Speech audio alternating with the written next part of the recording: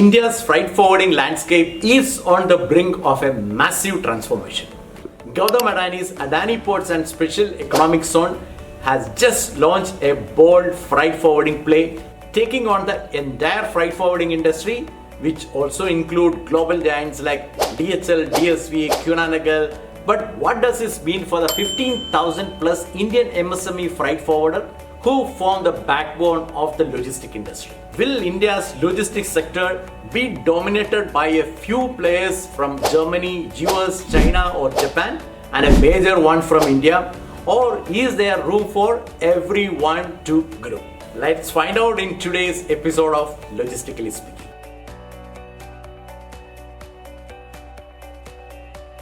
Currently, multinational freight forwarders control nearly 40 to 45% of India's freight forwarding market as per some reports.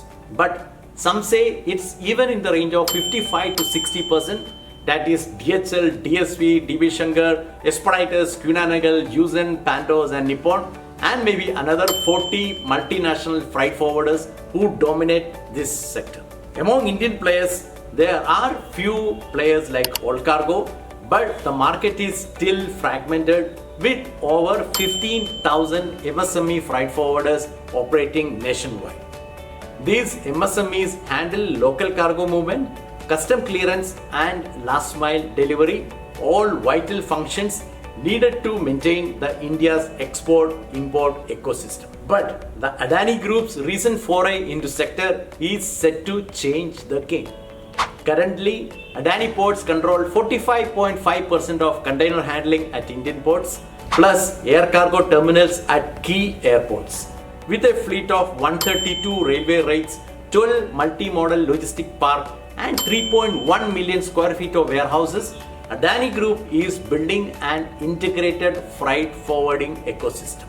Their new trucking management solutions and international freight network platform aim to streamline the entire supply chain from port to doorstep. This lets Adani negotiate better ocean freight rate, offer end-to-end services and compete directly with all freight forwarders. For Indian MSME freight forwarders, this is going to be a major challenge.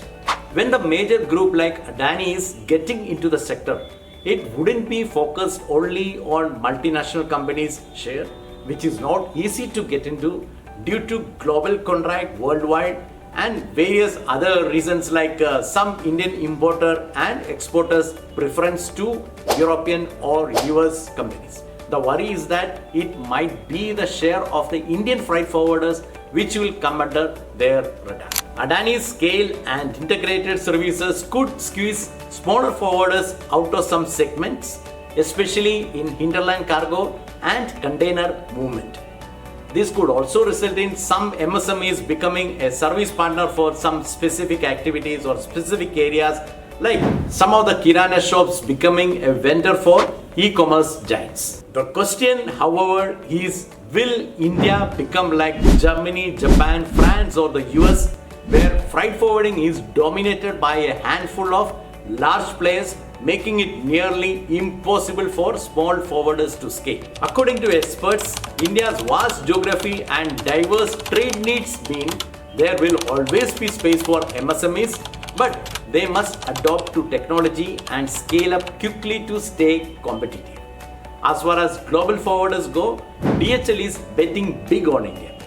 They expect India to be one of the top 10 markets within 5 years, with over $250 million investment planned and expansion of air and ground infrastructure. All major multinational freight forwarders are looking at capitalizing on India's growing manufacturing and export boom, especially with some supply chain shifting away from China. But with Adani's freight forwarding push, global players will face stiffer competition, especially with integrated logistics services. Some of the multinational freight forwarders' strategy is likely to be on premium express, e-commerce and specialized logistics, while Adani target bulk containerized cargo and hinterland connectivity within their ecosystem. If I had to predict the future, India's freight forwarding market is expected to grow at 12 to 15% annually, driven by rising exports, infrastructure upgrades and digitalization. Adani Group's integrated model could set a new benchmark for end-to-end logistics services in India, boosting efficiency and reducing cost. MSMEs that embrace digital freight forwarding platform, partner with large players and specialize in niche services will thrive. However, consolidation is inevitable. The market will see fewer but stronger players, just like in developed economies. So, what should you do? If you are an MSME freight forwarder, now is the time to innovate, digitalize and collaborate. And for exporters and importers, this competition means more option, better rate, faster transit and more reliable services. And for global logistic giants, India's evolving market presents both huge opportunities and new challenges. But the question remains, will Adani's freight forwarding play disrupt India's logistic ecosystem for the better, or will it squeeze out smaller players? Can MSMEs scale up, or will the market consolidate like in the West?